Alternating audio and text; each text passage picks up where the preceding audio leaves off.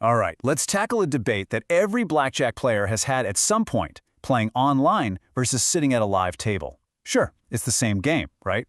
But the experience, and yeah, the danger to your wallet is a whole different story.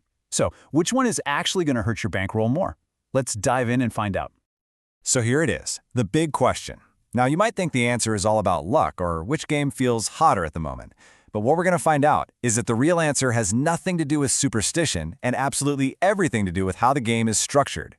And this right here, this gets to the heart of it. If you've played both, you've probably felt this. You know, that feeling that the online game is just dealing you impossible hands, or that the live table is just slowly, methodically grinding you down. That feeling is real. But it's not because one is rigged. The truth is, both environments are designed to trip you up, just in totally different ways.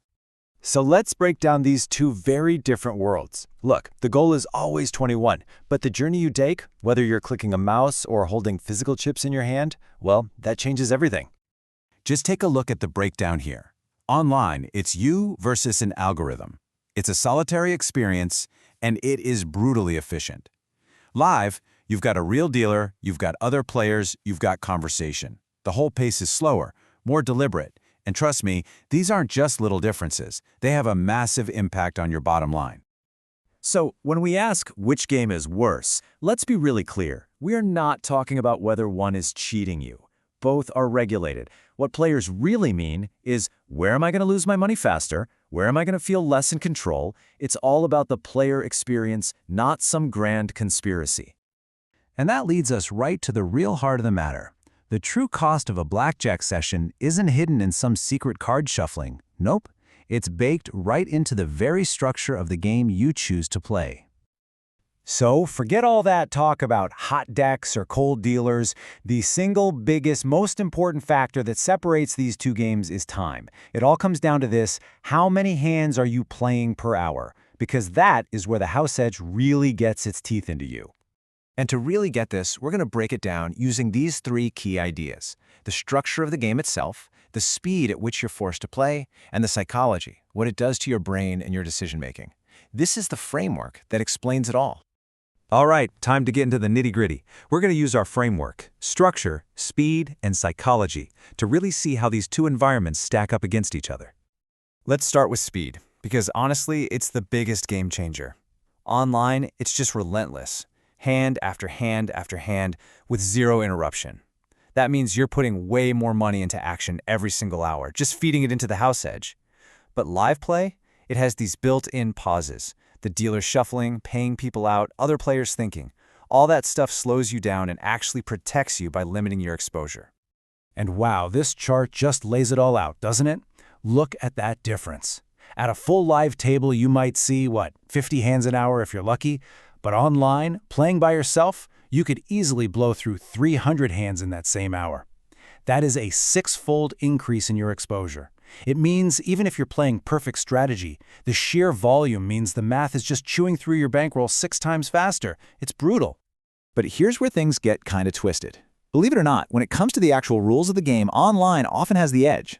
It's way easier to find games that pay a proper 3-2 for a blackjack. That means your $10 bet wins you $15.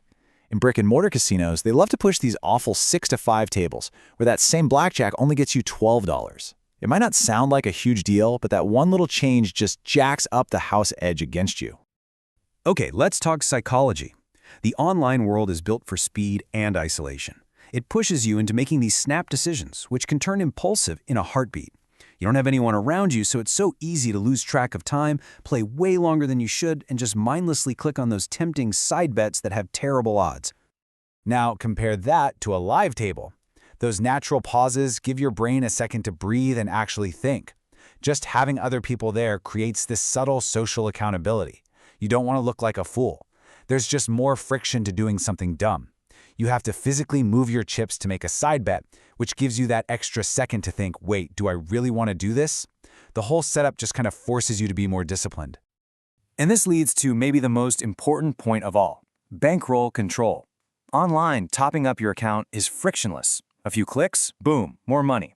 It's so easy you don't even feel it, which is incredibly dangerous when you're chasing losses. At a real casino, your money is physical cash. To get more, you have to get up, leave the table, and do that walk of shame to the ATM. And you know what? That walk can be the best thing for you, because it breaks the spell and gives you a chance to reset. So, after hearing all that, how in the world do you decide where to play? Well, it's not really about finding the good game. It's about understanding the unique risks of each and picking the battle you're better equipped to fight. And really, here's the bottom line.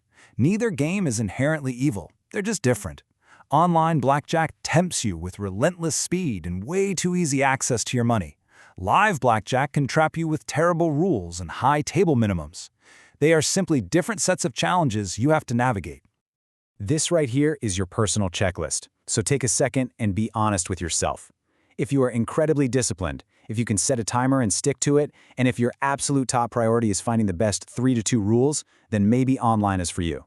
But if you know you get carried away, and you benefit from a slower game, the social vibe, and the physical reality of using cash, then the live game is probably your safer bet, as long as you hunt down a decent table. It all comes down to knowing your own weaknesses. Okay, let's bring this all home. The biggest lesson to take away from all this is that your personal discipline and your strategy matters so much more than whether you're sitting on your couch or at a casino in Vegas.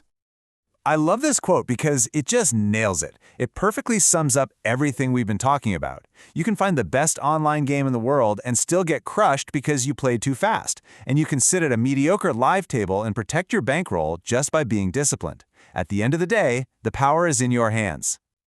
So let's redefine what worse actually means. The worst game isn't online or live.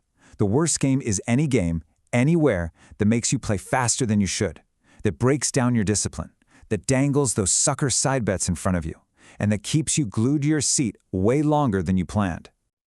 And that's where we're going to leave it. You now know the hidden traps in both online and live blackjack. So the question isn't which one is worse anymore. The real question is, now that you know, what are you going to do about it? How are you going to play differently?